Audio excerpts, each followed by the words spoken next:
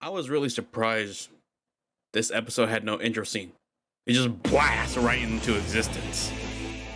And I'm like, damn, they're not playing around. They're getting straight to the point with this episode. The majority of this episode centers around the wedding of Mai Ling and Li Yong. However, let's not forget that the Ducks are also still in the mix a bit. Buckley finally becomes mayor, thanks to Douglas, who is also seemingly in danger by the end of this episode because of Lai infiltrating his home.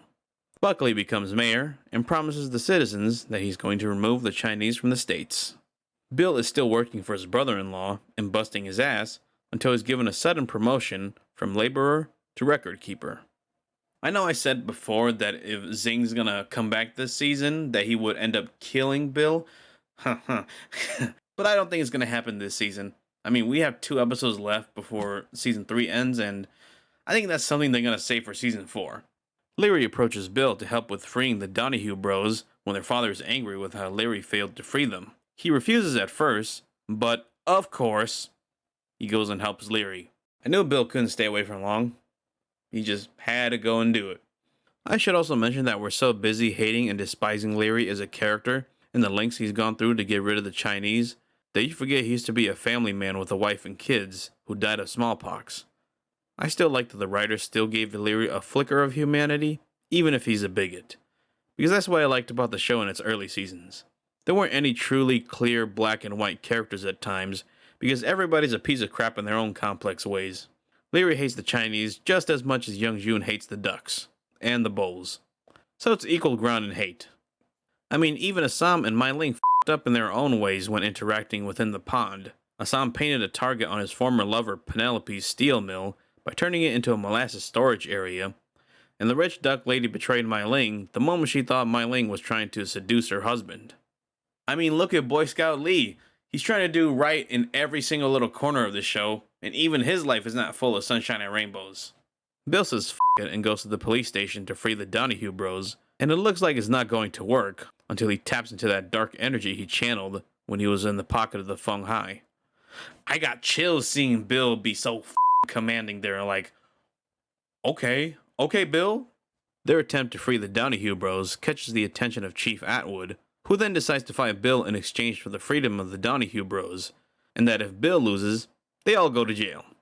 You know, I was hoping Zane would be the one to kill Chief Atwood, and I'm pretty sure he still will, but man, was it satisfying to see Bill beat the hell out of frickin' Atwood. Bill and Atwood having a full-on brawl in his cell was hype.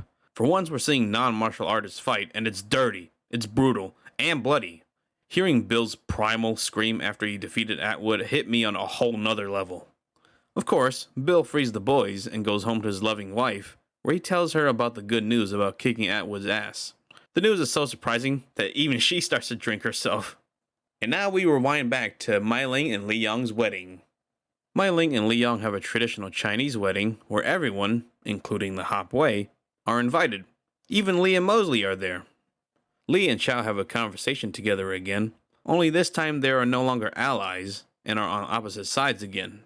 Lee tries to warn Chow about being involved with the Hop Wei, but Chow sees right through Lee and believes he's confused about his morality.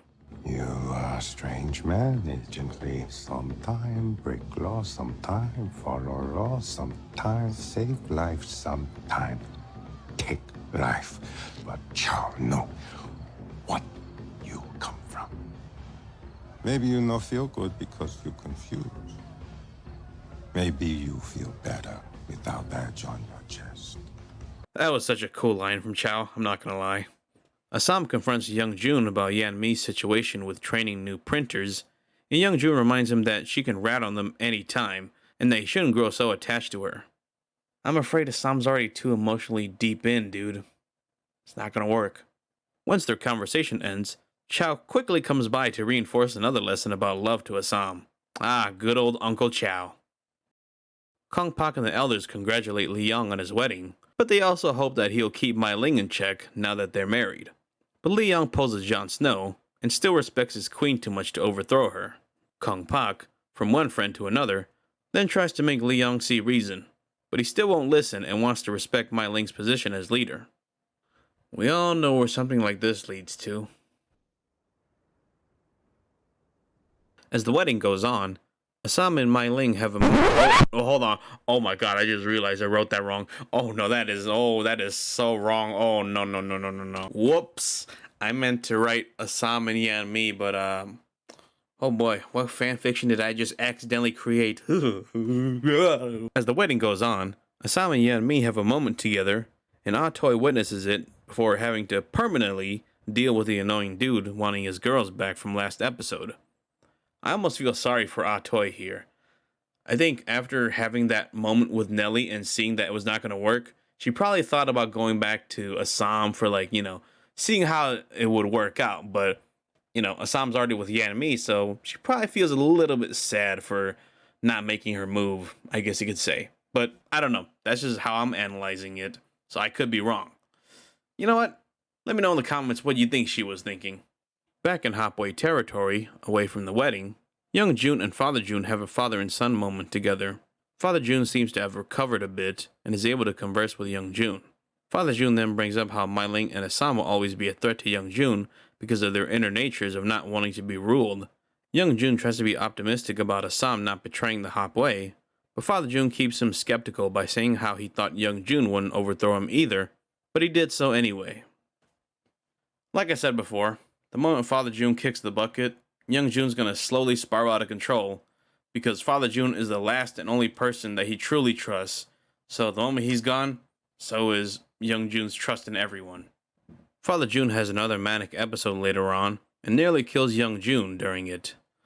And man, Father June had me worried for a second when he had his knife against young June's neck.